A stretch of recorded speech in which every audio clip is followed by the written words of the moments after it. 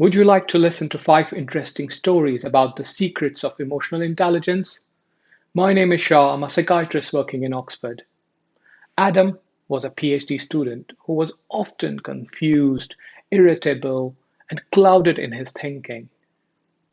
This state of cloudiness of his mind started after his research paper was rejected by a top journal following a long waiting time of 6 months.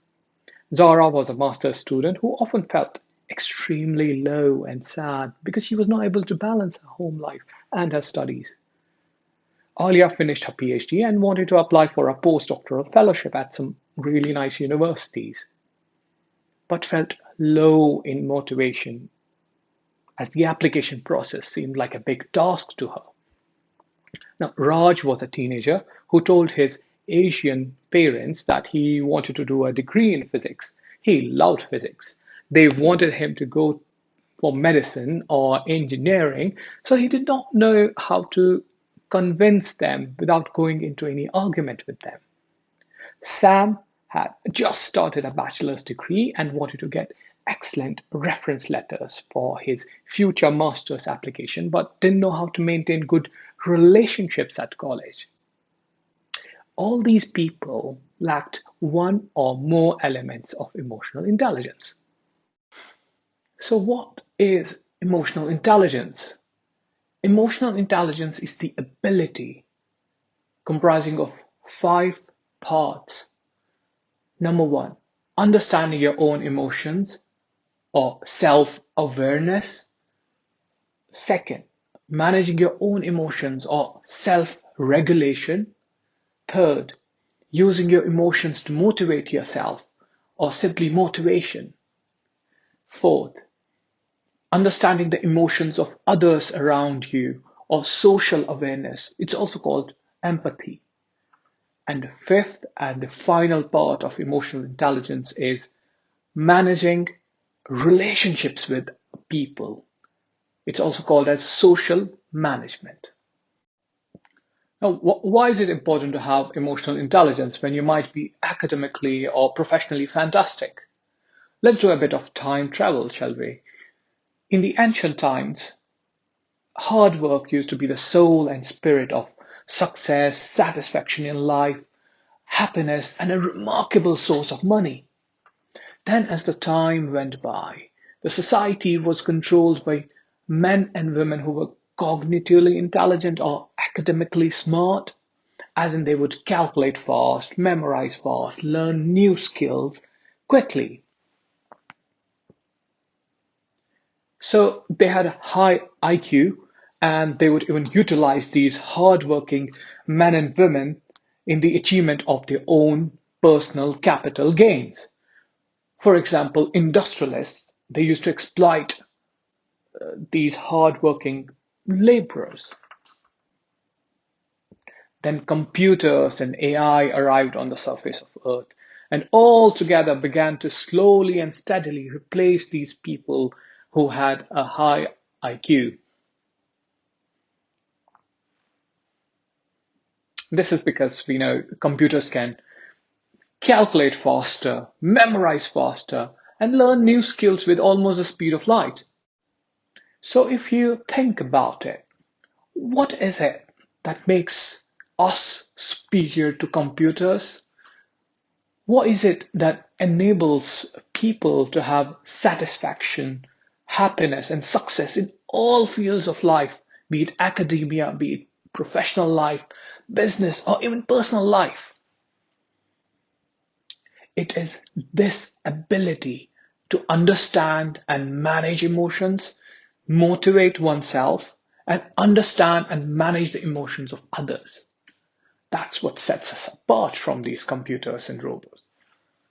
In other words, it's the level of emotional intelligence that's important in today's high-tech world where Google memorizes all of your answers, computers do the toughest calculations for us, and AI or robots make better and logical decisions for us. Now, let's consider 3 scenarios before we move on to know what happened to those 5 people I mentioned in the beginning. So, first, Now, if you are academically smart, that's you have abilities to learn, remember, solve problems, and make sound judgments, but you're poor on the emotional side.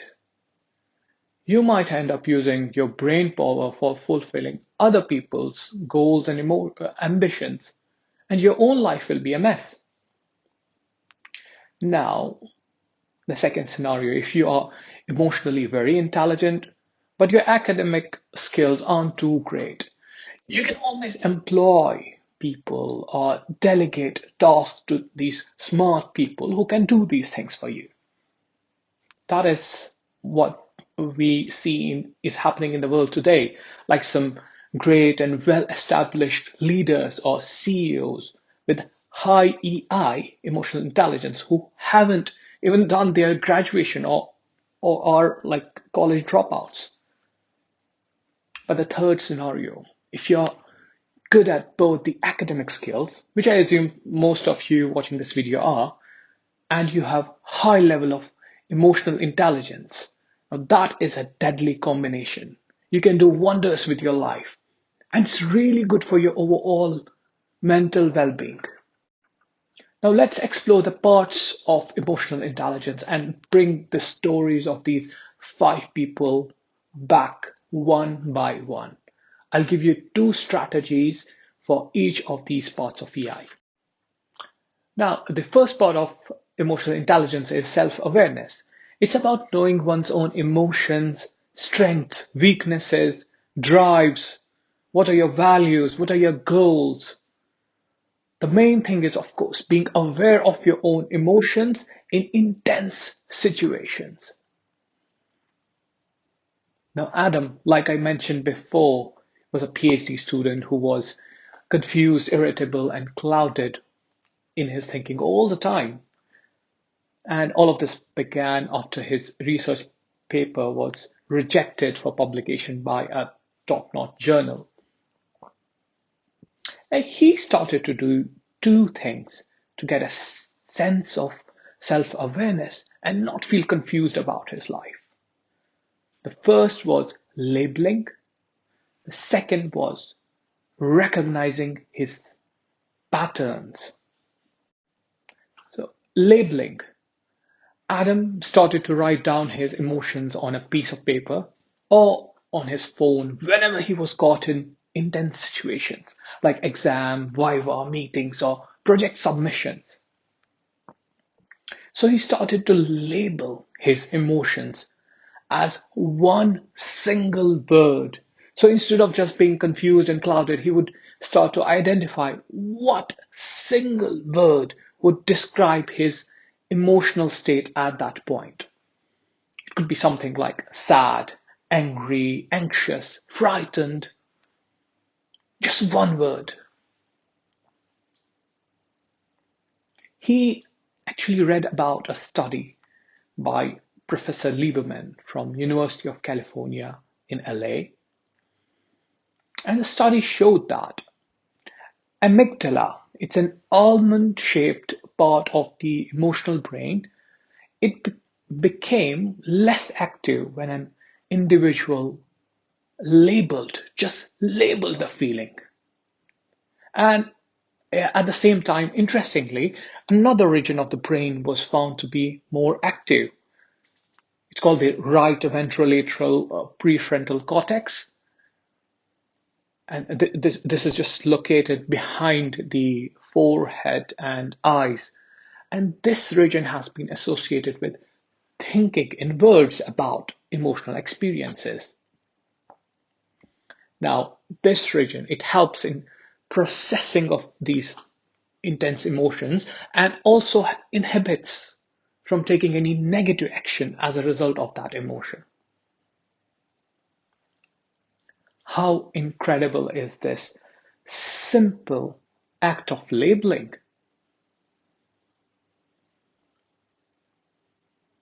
At least we get to know what exact emotional state of mind is troubling us, and then we can do something about it, right? Now, recognizing the pattern. Adam started to notice how he felt during the day to see if there was any pattern. He noticed that he would feel really bad in the mornings because despite multiple alarms and snoozes, he always woke up late and then felt bad about waking up late. He used to be fine at the university during the day, would do his normal daily lab work almost pretty well. But he also noticed that in the evenings, when he was back from the uni, he used to get a thought that he had worked very hard and deserved a good rest. Fair enough. But what he would also what he also noticed that was he would consume enormous amounts of food and sit for hours on his couch until 2 a.m. in the morning watching movies, and he would expect to wake up at 5 a.m. the next day. What an unhealthy expectation. So, just by recognizing this pattern for a few days without making any judgments about himself, like I just did, he became quite self aware. As the time went by, he was able to unhook himself from these unhealthy baits, traps, and habits, and would just wake up early after sleeping early around 10 p.m. So, recognizing your patterns during the day is quite a vital strategy for getting better at self-awareness component of the EI. So remember, labeling and recognizing the pattern. Adam is now more self-aware and has finished his PhD successfully. Now, the second domain of emotional intelligence is self-management. Zara was a master's student who often felt extremely low and sad because she was not able to balance her home life and her studies. She was self aware that her predominant emotion was sadness, but she was struggling with the second component of EI, that is, managing one's own emotions, managing her sadness.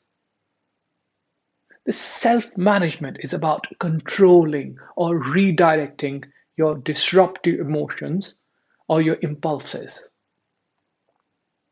So Zora began to work on improving her self management through two strategies: body posture and think backwards and forwards. Now, body posture. Zara found an excellent way of using her body to control her emotions. A body to control emotions, that sounds odd. Well, she explored that we can change our body language to fight sadness and other negative moods. Now, notice your body posture in times of intense stress and then reverse the body posture. So, if you're angry, you'll notice your hands are clenched, your muscles are tense. Just try to unclench your hands, try to release the muscles from tension for about a minute and see how you feel afterwards. When you're sad, for example, you'll notice that you hold your body in a particular way. Your shoulders are slumped. Your whole body feels constricted. Your head is tilted towards the floor. And this is what's called a depressed position. And this is the position in which Zora used to be in when she would struggle to strike a balance between taking care of her kids and her studies. So, in these sad situations, simply stand up, raise your head, breathe deeply, move your chest up while doing so, and put your hands on the sides. Raise your shoulders a bit, and put a smile on your face, even if it's fake, and remain in this Superman pose for about a minute.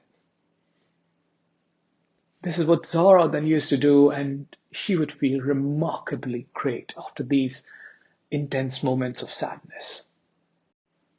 Think backwards and forwards. Let's say you just received some negative news or had a bad interaction with someone. You're feeling irritated, defensive, and possibly angry. And you could react right away. But I think you know what the result will be further escalating the conversation into an unsafe territory, or taking some irrational decision, or maybe an impulsive action, which might not benefit you in the long run. And this is certainly what you do not want.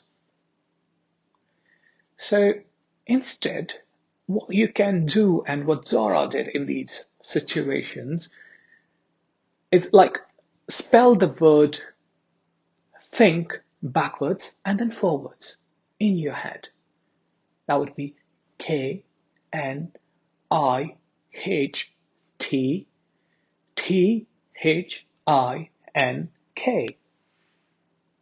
Now, Zara found that it does two things in both angry and sad situations. First, this few seconds pause and distraction allowed her higher level brain to kick in and process the information of the negative event. Secondly, the word think in itself reminded her to think about her thoughts and emotions, a process called metacognition, introspection, and then take proper action, which is balanced on both emotional and logical ends. Zara is doing really well, by the way. Now, the third part of emotional intelligence, which is motivation, being driven to achieve for the sake of achievement. Now, Alia finished her PhD. She had a high level of self-awareness, good level of self-management, and wanted to apply for this postdoctoral fellowship at really nice universities, but she felt low in motivation as this whole application process seemed like a big task for her. How to get a motivational boost for these enormous tasks which seem like a mountain? Now, Alia started to use two strategies: slice and reward. Now, slice. So if I put a giant watermelon right in front of you and ask you to eat it as soon as possible, do you think you can do that without feeling overwhelmed? You might possibly give up, or avoid, or procrastinate. Now consider this. I give you a knife, and now I ask you to slice it down and eat the watermelon in small chunks. How would you feel? You'll take a piece of watermelon and maybe put some drops of lemon on it and sprinkle some salt and enjoy each chunk of this huge watermelon one by one. And same is the case with those huge projects of yours, be it grant application, job application, thesis, email, essay, assignment, presentation, research paper, anything.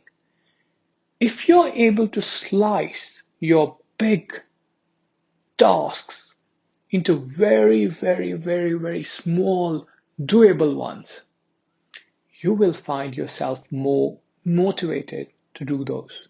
And guess what? Alia enjoyed each step of her application process. So, reward.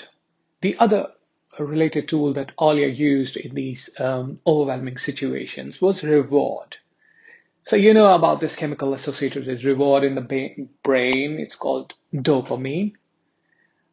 When Alia used to feel like she couldn't even move from her chair because here's the thing, that she can't be bothered to do a thing. And the tasks seemed huge. So she would just plan a small, maybe an unrelated activity. But first, she would write this small task on a piece of paper, which is just lying nearby, or even on her smartphone. And if she had no energy to grab that paper, of course, just write it on the smartphone. This included small tasks like removing my watch, switching off the TV, turning phone on silent mode, or making a cup of tea, or just a first small step of the big plan. But the key thing here is to write it down somewhere. And once you have done this small task, just cross it off or delete it if it's on your phone, so that you generate a reward in your brain. And that gives you what's called a psychological momentum. So you generate a mental force that keeps you in motion. Alia noticed that she was able to do one task after the other through this process. Alia is a highly motivated postdoctoral fellow now. So the fourth element of emotional intelligence is social awareness. It's understanding and considering others' feelings, especially when making decisions. Now, Raj was a teenager who told his Asian parents that he wanted to do a degree in physics. He loved physics. They wanted him to go for engineering or medicine. So he didn't know how to convince them and he didn't want to go into any arguments with them. So he applied those strategies to know what his parents are feeling like. So observing the body language and stepping into others' shoes. Now, observing body language. So Raj started to pay attention to how his parents were saying things to him rather than what they were saying to him. Be it your parents, teachers, colleagues, classmates, the eyes, the mouth, and the shoulders communicate a lot. Learn how to read the signs to know what best to say to them. And to become a more socially aware person, there are some things that you should consider. Watch a person's body language to get a sense of what he's feeling, and then plan your responses accordingly. You might want to start with a head to toe body language assessment, but check the eyes first, as the eyes give away a lot of emotional signals. Too much blinking might indicate deception, for example. Then move to the mouth. Is the smile sincere or is it fake? Only authentic smiles, which involve the person's eye muscles as well as the mouth, come across as like truly sympathetic. And then you might want to check the person's shoulders. Are they drooping? Are they tight? Shoulders can express like self-confidence or even shyness. Once you have read the message a person's body is communicating, then you need to adapt yourself to it. Like if, for example, your supervisor, your boss, your colleague, your parents, they're angry, it's not a good time to pester them with questions or start like big life-changing discussions with them. Wait until like you notice from the body language as well that he or she is in a better mood. And this is what Raj started to notice, that although his parents spoke in support of his decision to choose physics as a career path, but their tone of voice, their body language suggested they wanted him to do something else, like engineering or medicine, I don't know, something else. They hated this idea of him going for physics as a career path. Now, stepping into others' shoes, thinking from others' point of view. Second tactic that Raj developed was stepping into other people's shoes. He put himself in his parents' shoes and thought about why they might be feeling uncomfortable with his career choice. He then explored possible concerns and proactively discussed with them and resolved their concerns. Most of the arguments are dissolved when we just do that, like thinking from other individuals' point of view. Also, one of my teachers once told me to approach a medical exam by putting myself in the examiner's shoes and thinking about what the examiner would expect of me as a candidate to say or do in that exam or interview. I must say it really helps. Rod's parents are quite happy with him and he's a successful experimental physicist now. The final domain of emotional intelligence is relationship management. So Sam had just started a bachelor's degree and wanted to get excellent reference letters for his future master's application, but he didn't know how to maintain good relationships at his college. He then used two strategies to be good at managing relationships, both in personal life and in academic life. The strategies are CAT and sandwich method. So CAT stands for congratulate, appreciate, and thank. So people remember how you made them feel rather than what academic or work related activity you do with them or did with them. Now, Sam began to be the first person to congratulate everyone around him for their achievements. And he would also give honest and sincere appreciation to others, like his teachers, juniors, to build like good relationships. Now, there's a difference between flattery and appreciation, and people aren't stupid. They do recognize flattery. That's why I said honest and sincere appreciation. And Sam would proactively say thank you to others for their minutest acts of kindness and even send a surprise thank you email once a week to his seniors and classmates. Now, sandwich method. This is a method which Sam used for giving feedback to others. Now, if no one asks you to comment on how they did a particular job, it's a good practice not to be the first one to criticize. In fact, Dale Carnegie, the author of How to Win Friends and Influence People, dedicated an entire first chapter of his book to this practice. He simply said, do not criticize, condemn, or complain unless you want to make thousands of enemies. Now, if absolutely necessary, and your teacher or your colleague or a junior asks you about, like, they want to know how they performed, and you want to be genuine, and at the same time, you do not want to spoil your relationship with them, use what is called a sandwich method. Now, how do we make a sandwich? We get a slice of white bread, put a lot of mess on it as the second layer, and then the third layer is like another clean piece of white bread, right?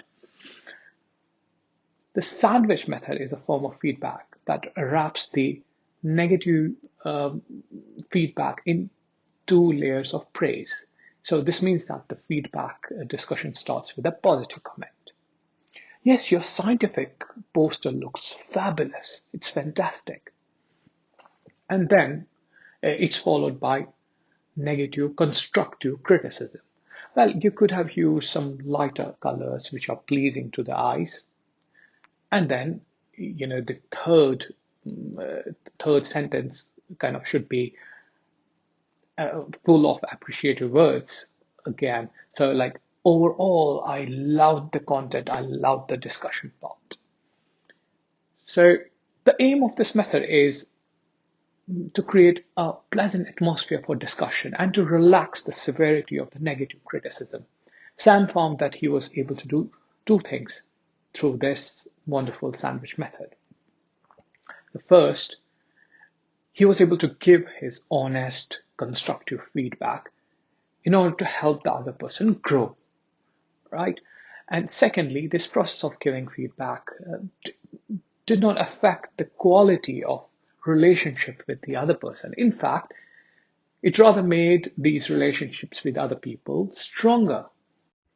So just to summarize, emotional intelligence is better than just pure academic skills. In combination with good academic skills, your high EI will do wonders for you. And it's got 5 parts: self-awareness, self-management, motivation, social awareness, relationship management. The 10 strategies for building these abilities are: number 1, labeling; number 2, recognizing the patterns; number 3, correcting the posture; number 4, spelling the word think backwards and forwards; number 5, slicing the huge tasks; and number 6, rewarding yourself and gaining that psychological momentum; number 7, observing the body language of other person; number 8, stepping into other person's shoes; ninth, cat, congratulate, appreciate, and thank. And finally, the sandwich method of feedback is number 10. Now, if you're in academia and have got any mental health condition that's affecting your daily activities, do seek help from your doctor. These strategies are not supposed to replace your advice given to you by your doctor, but just to help you build a high level of emotional intelligence to help you live a happy, satisfied, and successful life. If you've got any questions or comments related to today's topic, please fill in the survey below. Feel free to get in touch with me through my social media handles. Finally, I want to thank and sincerely express my gratitude to the whole of JK Scientist team for giving me this opportunity to speak with you about this crucial topic. Thank you very much.